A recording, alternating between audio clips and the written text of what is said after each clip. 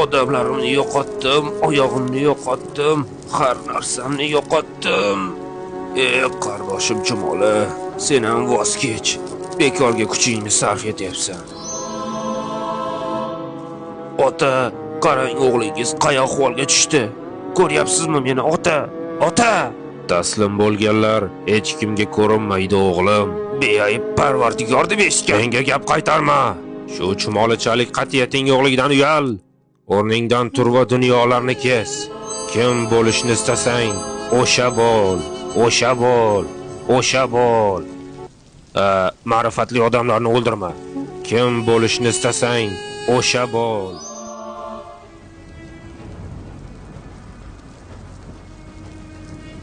Men eng buyuk bo'laman, ota.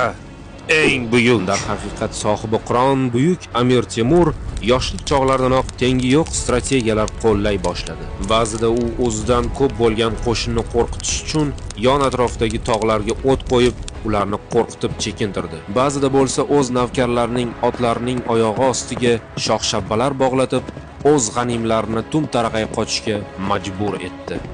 Avvaliga Movarounnahr va Xurosonni egallagan buyuk sohibi Qur'on Amir Temur navbatiga Ozarbayjon va tog'li Gruziya hududi kelganda ham o'zining aqli va zakovati orqali o'z g'animlarini shu yerda ham mag'lub etdi. Baland tog'lar ichidagi g'orlarga berkingan gurjilarni yengish uchun Amir Temur ishlatgan strategiyasi haqiqatan dohiyona edi. U o'z askarlarini g'or og'ziga chig'iroq orqali yaqin olib kelishni, so'ng o'sha g'or ichiga olovli hamda zaharli o'qlar yog'dirishni buyurgan.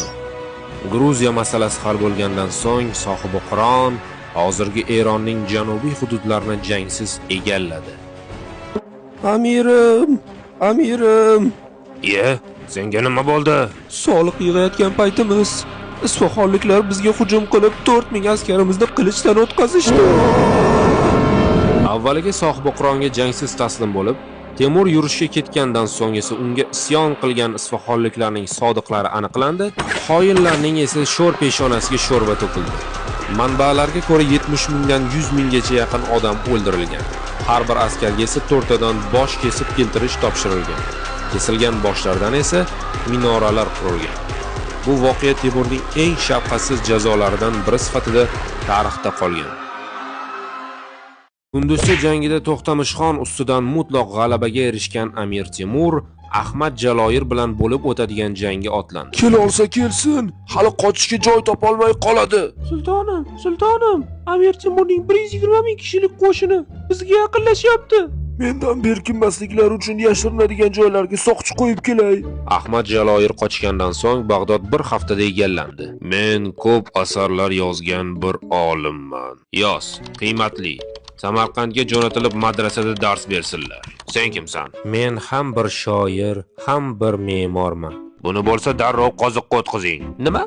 Hazillashdim, qo'rqma. Yoz, qiymatli. Samarqandda ulkan jomilar qursin. Bunisi kim bo'ldi endi? Sen kimsan? Men ham qiymatliman. Likir videolar qilib, xalqni adashtiraman va 1 million obunam bor. Bizni global tarixni obunasi qancha? Yoz, qiymatsiz. Bu bodonboshdan minoralarimiz uchun ohak sifatida foydalanishsin. Yangi qildirganman. Qunduzchadagi mag'lubiyatidan qanoatlanmagan To'xtamishxon Amir Temurga yana qarshi chiqishga jazm etib, Terek daryosi bo'yiga yaqin keldi. U Amir Temurning qo'shinlarining ta'qibidan daryo orqali qutulib qolaman deb o'yladi va sohibi Qur'onning qo'shinlarini daryodan o'tkazmaslik uchun tish tirnoq bilan harakat qilib tirishdi. Ammo sohibi Qur'on bunga ham chora topdi. U o'z armiyasidagi asirlarga va ayollarga o'z harbiylarining kiyimlarini berib, To'xtamishxonni chalg'itib, daryodan o'tib oldi. Surpriz! Keyingi yurishim Hindistonga bo'lsin deyman. Hindistonda nima qilamiz? Yevropaga ketaylik. O'g'lim, esing joyidami? Shu yerdan Yevropaga uchib bormoqchimisan? Gap sotmasdan tezroq bo'ling. Hali qancha yo'lni yurishimiz kerak. O'g'lim, Hindiston ham Yevropadan qolishmaydi. Rostana. Shundan so'ng Amir Temur karyerasidagi eng muvaffaqiyatli yurishlardan biri Dehli yurishi boshlandi. Temur hech qachon faqat kuchga suyanmasdi. U avval o'ylab, rejalashtirib, keyin zarba berardi. Hozirgacha yaxshi natijalarga erishgandik. Menimcha, Ana u yerdagi hayvonlar do'koniga borib, iloji boricha ko'proq tuyalarni olib kel. xo'p bo'ladi. Tag'in eshak ko'tarib kelma. Mana bu haqiqiy sarkardaning strategiyasi. Amir Temur tuyalar ustidagi oddiygina mayda xas-cho'plar orqali olov bilan dushmanning eng katta qurolini o'ziga qarshi ishlatdi. Fillar dahshatga tushdi. Ular ortga qochib, Hind qo'shinini bosib ketdi. Saflar buzildi, tartib yo'qoldi. Aynan shu lahzada Temur barcha kuchlar bilan hujumga o'tib, jangni o'z foydasiga yakunladi.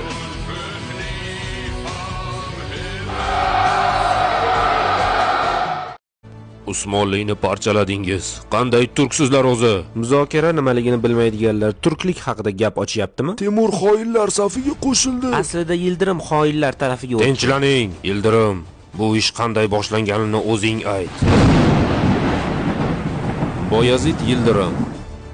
Tezkor, qahrli. Yolvoraman, meni o'ldirmang. Mazlum, qani o'qib ko'rchi mardlik kitobida nima yozilgan ekan? Mard. Omonlik tilaganlarni o'ldirmang deb yozilgan ekan. Mayli, bora qol, seni o'ldirmayman. Xudo rozi bo'lsin, Xudo rozi bo'lsin. Endi o'zing borib o'ldir. Boyazid Yildirim davrida Anatoliyadagi mayda beyliklar siyosiy jihatdan birlashtirildi. Nikopolisdagi g'alabasidan so'ng Usmonlilar Bolqondagi super kuchga aylandi va Konstantinopolni deyarli 8 yil qamal qilib Vizantiyani zaiflashtirdi. Faqat uni bir qusuri bor edi. Jahldorlik. Oralaringda hali ham mening fikrimga qarshi chiqadiganlaring bormi? Ammo hukmdorim, biroz tinchlaning. Bas qil, siqildim. Ketaman.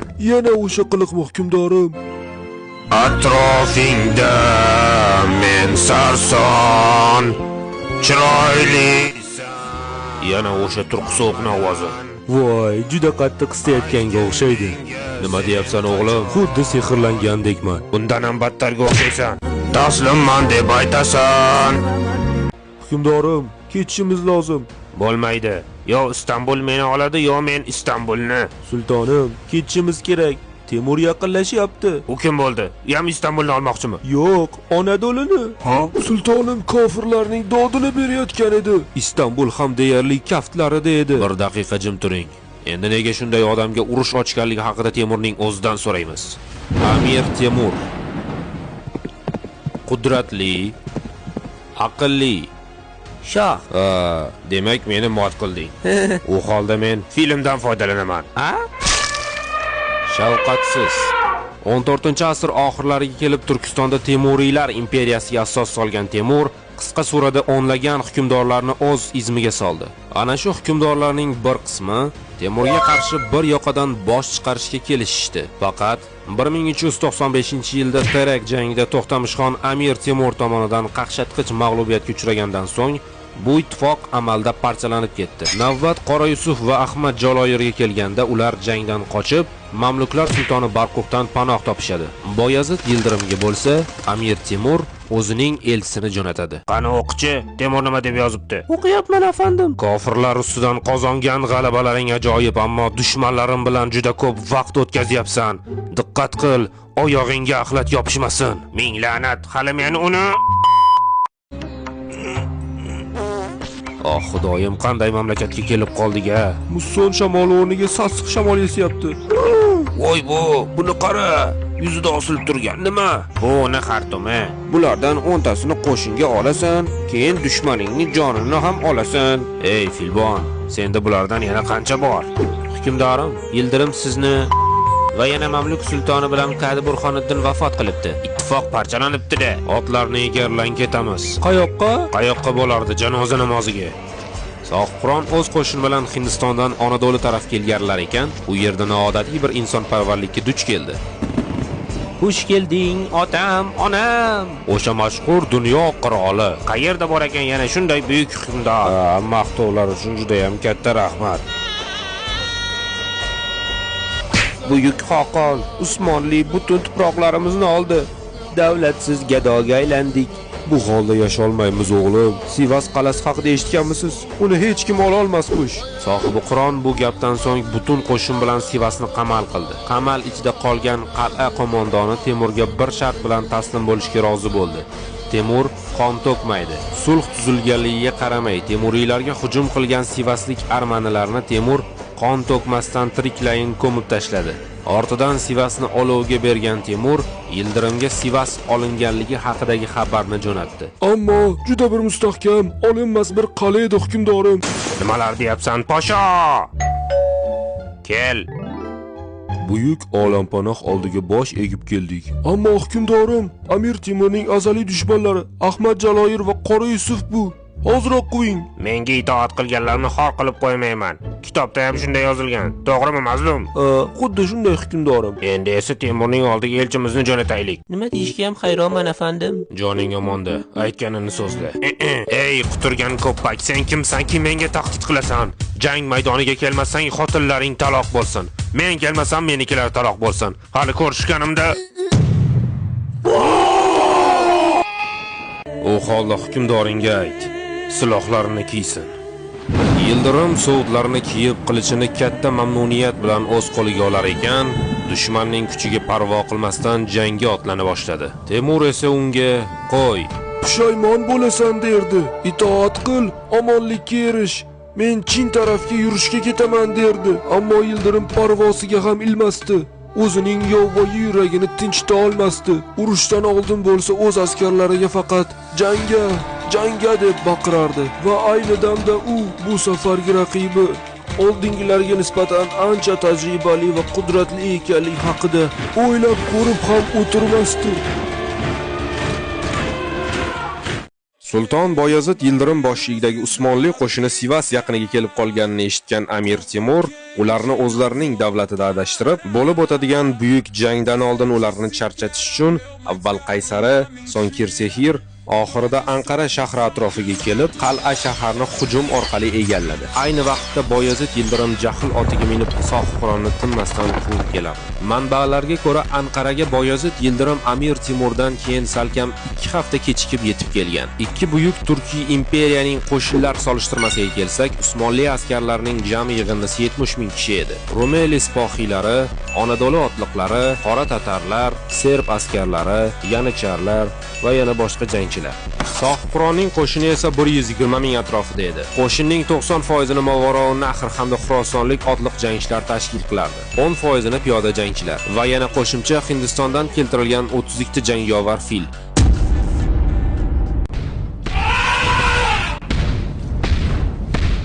Bir yo'la ajdar minib kelmabsan-da, Nimadir dedingmi, Yildirim? Bu sirk hayvoni ustidagi masxaraboz kim ekan deyapman. Yo Alloh, majag'layman, Yildirim. Ko'ramiz, qariya.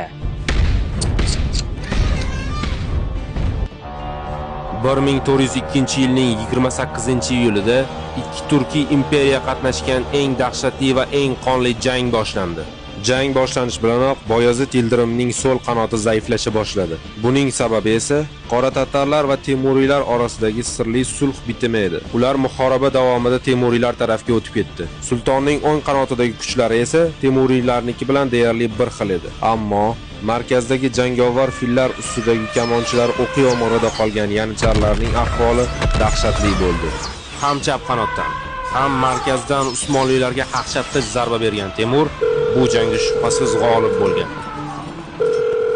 Xoyinlar, sotdingizmi meni? Endi anglagandirsan, menga qarshi chiqqanni qay ahvolga tushishini, qardosh. Hukmdorim, qochishimiz lozim. Yo'q, qanaqa qochish? Kitobimda qochish yo'q deb yozilgan. To'g'rimi, mazlum? Mazlum. Kitob hukmdorim, qoching, qutuling. Mazlum.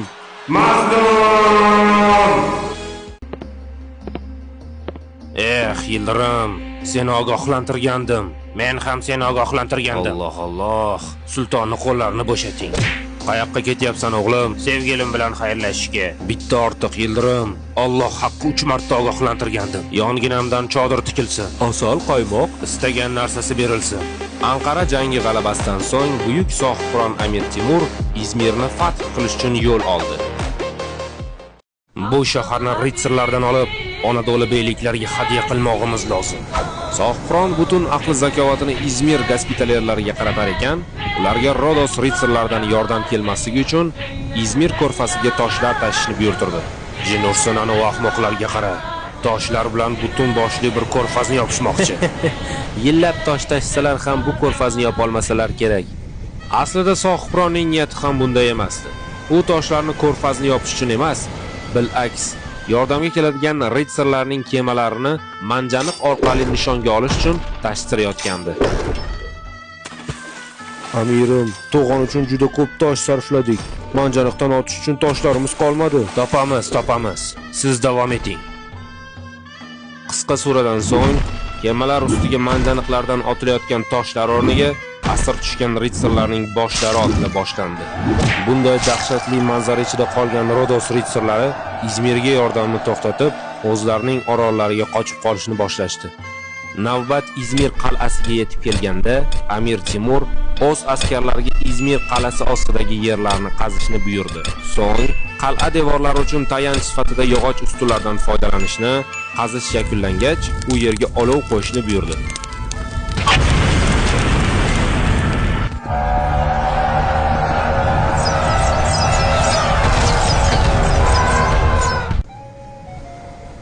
Afandim, Shahzoda Sulaymon Rumelida, Shahzoda Iso Bursada, Shahzoda Mehmet Amasiyada amringizga muntazirdir. Go'zal. Endi Anadolu beylarining tuproqlari. Ularga ham o'z yerlari berildi, ammo Temuriylarga bo'ysundirilgan holda. Afsuski, Anqara jangidan 8 oy o'tar o'tmas, buyuk va jasur Usmonli sultoni Boyazid Yildirim og'ir tushkunlikdan vafot qildi. Buyuk Usmonlini uchga bo'lib tashlashdi. O'zingizchi, bundan ortiq bizga chora qoldirmadingiz. Kofirlarning jonzoti bilan ustimizga yurish qildilar. Sizlarning kofir askarlaringiz bizning musulmon jangchilarni o'ldirmadimi? Yetar! Bas qiling. O'zi bu urush sizlarning kasringizga boshlandi. Yildirim, nega bu videoda Temur seni qafasga solib aylantirilganligi haqida ko'rsatilmadi? Chunki u oddiy bir safsata. Odamlar bo'rttirishdan boshqa narsani yaxshi ko'rishmaydi. Men bu ishni unga loyiq ko'rmasdim. Men ham o'rningda shunday qilgan bo'lardim. Axir shunday bo'lsa, nega bir-biringizga bu qadar dushman bo'ldingiz? Nega bir-biringizga urush ochdingiz? Turkning jahon taxtiga ikki hukmdor sig'masdi.